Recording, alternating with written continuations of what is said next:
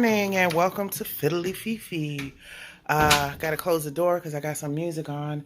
So hey, I wanted to show you guys a little trick to be able to tell the difference between the Pothos family and the Philodendron family, because sometimes they can look alike. And when you're out shopping, you want to know the difference in the plants so you know about their care. Okay, so Pothos, we all know Pothos. I just had one somewhere. Well, this is one. This is called the Mandula.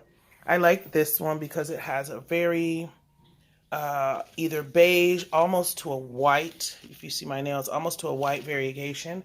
I like the really thick stems that they have, and there are nodes. Just like on any other pothos, they have nodes.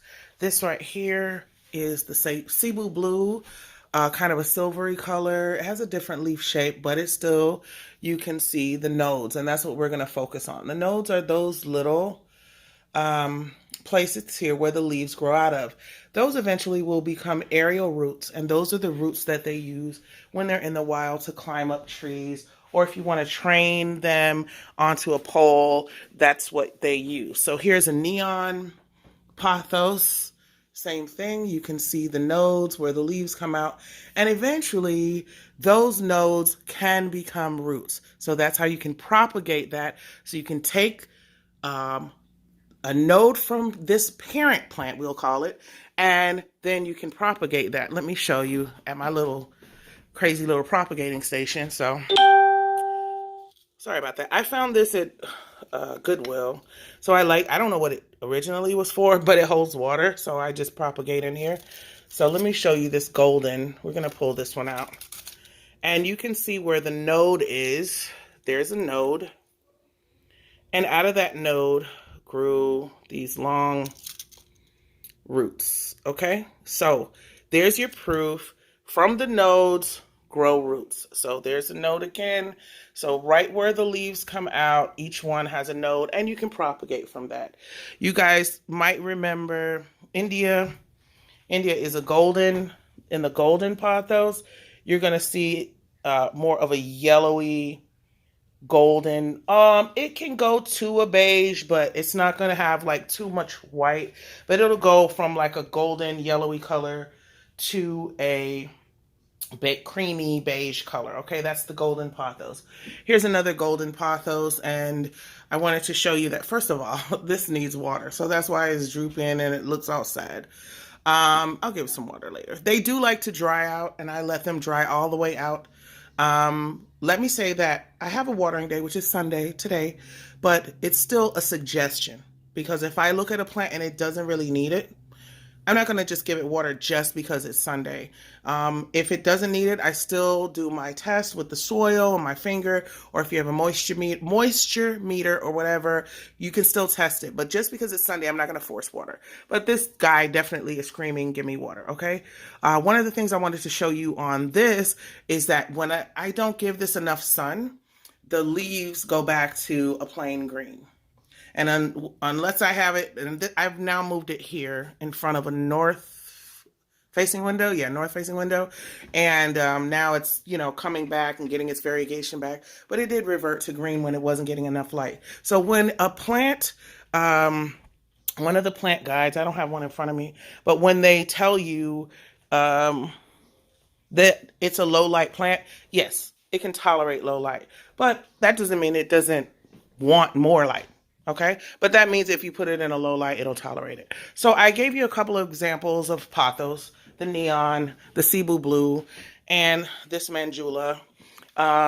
So this is a philodendron, okay? Actually, if you watched the haul yesterday, this is the one I got yesterday, which is like green, or some people call it lemon lime, whatever. This is a philodendron. Let me show you the difference, because we were talking about nodes earlier where those aerial roots will come out. So these, similar to the pothos, have those nodes. There's one there.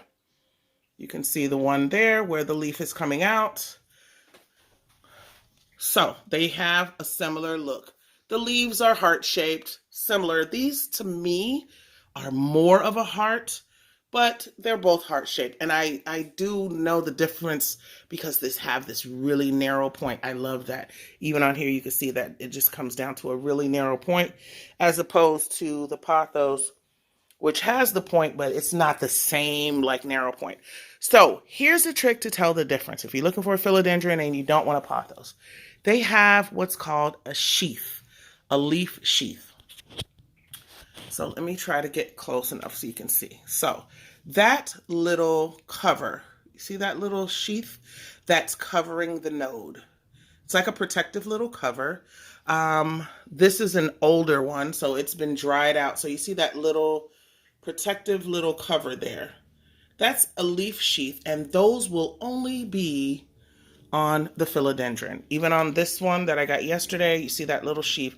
And what it does is, like, pretty soon I'm going to have a new little baby leaf coming out, right? So this is there to protect the new leaves that are coming out. So that's a quick and easy trick to tell the difference between the Pothos and the philodendron, okay? Except for the obvious. It's obvious to me, but maybe not to somebody who has never had one, but it's obvious to me. The markings almost look like paintings. On the Brazil, this one usually has some markings going straight down the middle. They don't have a lot of variegation to the sides. It's usually somewhere in the middle, but I can say that, but then, I don't know, you might get a leaf that has more, so maybe that's not the way. But for sure, the way to tell the difference is that leaf sheath that is there protecting the new philodendron baby. So when you're out shopping, if you're looking for a philodendron or you don't know which is which, or they don't have the card there, this is the way you can tell. All right. If you have any questions, just drop them in the comments below. By the way, I love when I have things that I can share with you that are mistakes, because there are always opportunities to learn from me. So this one, once upon a time, I had it very close to that window and it got sunburned. So what's great about plants, again, it didn't die. Like, it didn't affect my whole plant, nothing. It just burned my leaf, got a little sunburn. Just like us. You have a little flaw, you have a couple of things wrong, you got a fat belly, or you got a scratch on your cheek, or whatever. Things happen, but you're still living your best life, and you're still enjoying life and looking beautiful. So the flaws are what make us perfect. So I just wanted to share with you about the difference between the Pothos and the philodendron, and hopefully you'll have both, because they're both amazing, amazing plants. I love them, and they're really pretty. All right, make sure that you give them low to medium light. They can take bright light. I have them in this room, which is bright light. For me, the brighter the light, the better they do, but it has to be indirect light. But that means that if you have to put them in a low light situation, for example, I have, let me see, I have one over there, if you can see that. Well, it's not really low light because it's getting light from the kitchen, but I have a philodendron up here. Let's see. And it's getting sort of an indirect light from the kitchen. But it's still not in a bright light, and it's doing just fine. This is a philodendron. Again, you can see that it has, even though it's small, it has those little sheets on it. So that's how you're going to be able to tell the difference, all right? So I hope this helps. Look at my mess. I hope this helps, and happy Sunday to you guys. And let me just say, this has been one of the roughest weeks of my life. But at the end, everything will come together and be beautiful. I love you guys. I really mean it. And let's get growing.